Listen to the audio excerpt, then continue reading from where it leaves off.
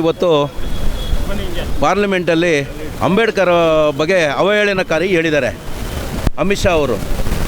ಅಂಬೇಡ್ಕರ್ ಅವರು ಸಂವಿಧಾನವನ್ನು ತಂದಿರೋಂಥ ವ್ಯಕ್ತಿನ ಅವರು ಅವಹೇಳನಕಾರಿ ಹೇಳಿದ್ದಾರೆ. ಇದು ನಿಜವಾಗಲೂ ಖಂಡನೀಯ ಇದು ಅನ್ನಿಸ್ತಿದೆ ನಾವು. ಏಕೆಂದರೆ ದೇವರನ್ನ ನಾವು ನೋಡಿಲ್ಲ, ಅಂಬೇಡ್ಕರ್ ಅವ್ರನ್ನ ನಾವು ನೋಡಿದ್ದೀವಿ. ಏಕೆಂದರೆ ಅಂಥ ಮಹಾನ್ ವ್ಯಕ್ತಿನ ಆ ಥರ ಮಾತಾಡಬಾರ್ದಾಗಿತ್ತು. ಇದು ನಿಜವಾಗಲೂ ಇದು ದೇಶದ್ರೋಹದ ಕೆಲಸ ಮಾತಾಡ್ತಾ ಇರೋದಂಥದ್ದು.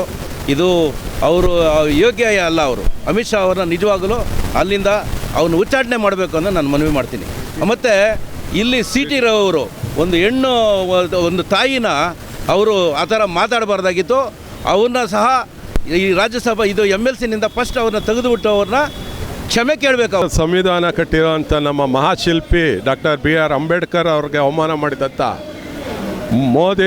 ಮೋದಿ ಶಾ ಅವರು, ಅಮಿತ್ ಶಾ ಅಲ್ಲ ಮೋದಿ ಶಾ, ಅಮಿತ್ ಸಿಂಗ್ಗೆ ಇವತ್ತೇನಾದರೂ ಒಬ್ಬ ಚಾ ಮಾರೋರು ಇವತ್ತು ಪ್ರಧಾನಿ ಆಗವ್ರೆ ಅಂತಂದರೆ ಅದಕ್ಕೆ ಕಾರಣನೇ ನಮ್ಮ ಸಂವಿಧಾನ.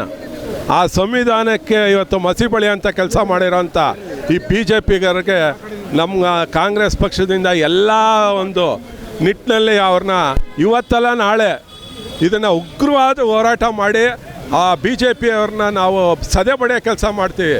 ಮತ್ತು ನಿನ್ನೆ ನಡೆದಂಥ ವಿಧಾನಸಭಾ ಕಲಾಪಲ್ಲಿ ಒಂದು ಮಹಿಳೆಗೆ ಅಗೌರವ ತೋರಿಸಿ ಅವನ ಅಕ್ಕ ತಂಗಿರ ಜೊತೆ ಹುಟ್ಟಿರಲ್ಲ ಅವನು, ಅಂಥದ್ದು ಸಭೆ ಒಳಗಡೆ ಮಾತಾಡ್ತಾರೆ ಅಂದರೆ ಇನ್ನು BJP ಅವ್ರದ್ದು ದುರಹಂಕಾರ ಎಷ್ಟು ಮಟ್ಟಕ್ಕೆ ಬಂದಿದೆ ಅನ್ನೋದನ್ನು ಜನನೇ ತೀರ್ಮಾನ ಮಾಡಬೇಕು. ಇವತ್ತು ನಮ್ಮ ಕಾಂಗ್ರೆಸ್ ಪಕ್ಷ ದೀನರು, ದಲಿತರು, ಹಿಂದುಳಿದ ವರ್ಗರನ್ನ ಕ್ಲೀನಾಗಿ ತಗೊಂಡೋಗೋಂಥ ಪಕ್ಷ ನಮ್ಮದು. ನಾವು ನಂಬಿರೋದೇ ಅಂಬೇಡ್ಕರ್ ಅವ್ರನ್ನ.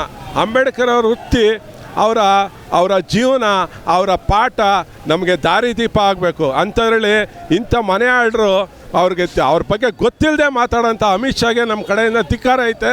ಆಮೇಲೆ ಸಿ ಟಿ ರವಿ ಅಲ್ಲ OT ರವಿ ಅವನು.